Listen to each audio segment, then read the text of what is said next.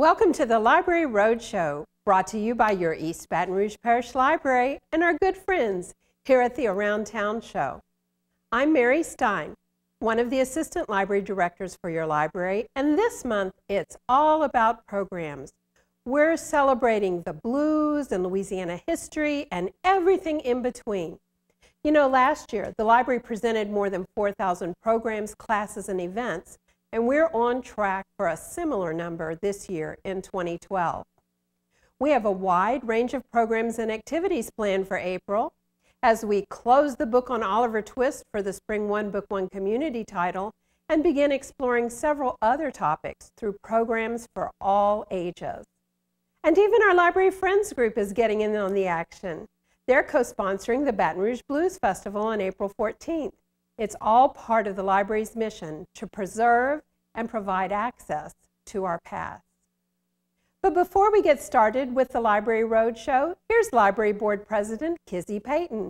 Hi, I'm Kizzy Payton, President of your East Baton Rouge Parish Library Board of Control. It's April, and that means National Library Week. The national spotlight on libraries and how they enrich our communities takes place from April 8th through 14th. This year's theme is You Belong at Your Library, and that's right, you do belong at your library. During that week, we'll be celebrating by kicking off the Louisiana Bicentennial Series and exhibit. Then we'll be getting down at the Baton Rouge Blues Festival, co-sponsored by our Library Friends group, the patrons of the public library. It's sure to be a great week. And even though National Library Week is in April, here at the East Baton Rouge Parish Library, every week is National Library Week. For more information on all of our programs and services, check us out on the web at www.ebrpl.com. Thank you. Whether it's through consistent service, a rich collection, great hours, convenient locations, or terrific programs, our staff works hard to make each week feel like National Library Week. But we want to hear from you, so try to stop by to tell us how we're doing during Geek Week at the Greenwell Springs Road Regional Branch this month, or comment on our Geek blog. What's the best bargain in town? Your East Baton Rouge Parish Library. Thousands of free classes, workshops, performances, and community events each year. No ticket required. All you need is your library card. You know, April's also National Preservation Month, and the library's archivist takes this pretty seriously. We have thousands of images stored in our digital archive, but we're also thrilled to share a new resource that helps preserve our local newspapers. Sarah Crawford joins us now in the digital download.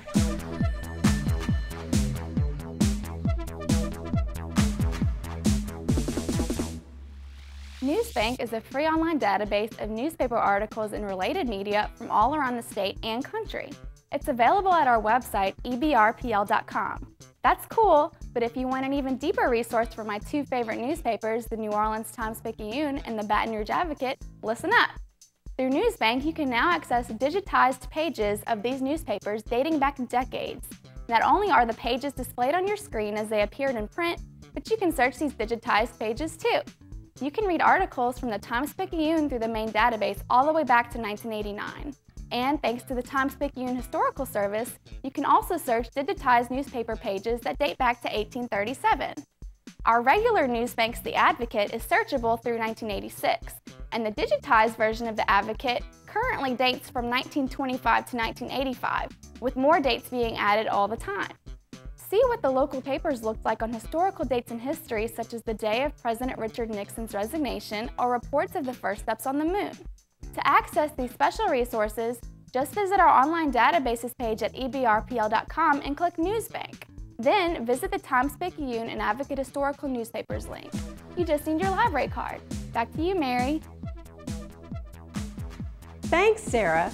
You know, we still have the original microfilm at the main library, but being able to access the digital versions of these two newspapers is a tremendous boost to genealogists and researchers. And now, here's Kayla Perkins, reporting in from beyond the stacks. She's been on the road touring one of the many branches accessible through your East Baton Rouge Parish Library system. The East Baton Rouge Parish Library system has 12 fantastic branches. I recently visited the Eden Park branch and met with branch manager Dorothy Thomas. We're here at the Eden Park Branch Library, and we're about to talk to branch manager Dorothy Thomas. We're going to find out what makes this branch more special than the rest of the branches in the system. It's its architectural design makes it special. It's different from any of the other libraries in the system.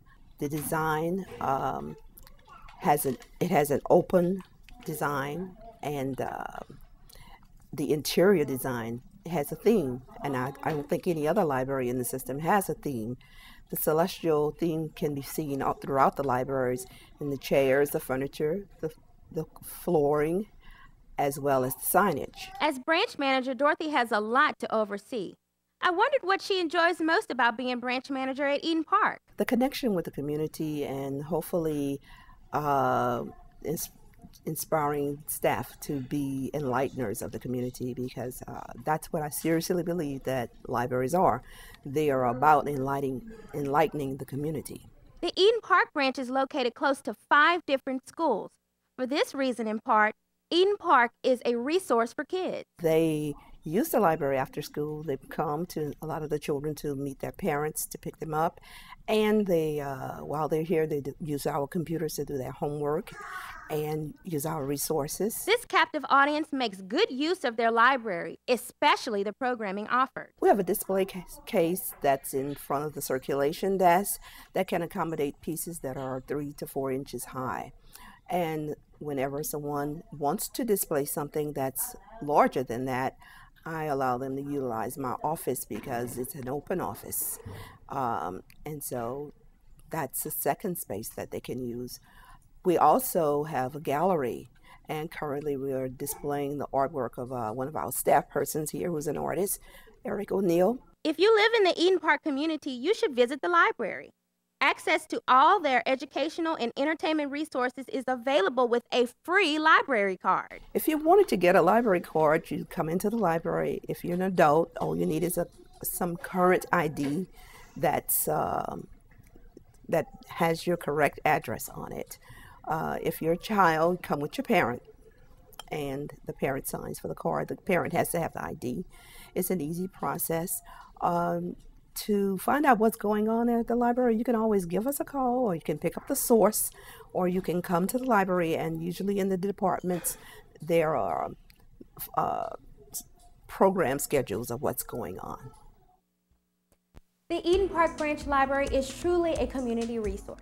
Learn more about them and the other branches in the system at www.ebrpl. Mary? Thanks, Kayla. As our newest library, they're really kind of like the baby in the family. They have a great vibe, and that beautiful architecture and stained glass makes it a lovely place to spend an afternoon, and many do. Eden Park enjoys a lot of walk-in traffic, and they've been working really hard to build up their program since they first opened in 2007. Want to learn more? Browse the online calendar or pick up a copy of the source for more information about programs at the Eden Park Branch Library, or of course, any of our other library branches. We'll be back in a moment with special guest, Emily Smart.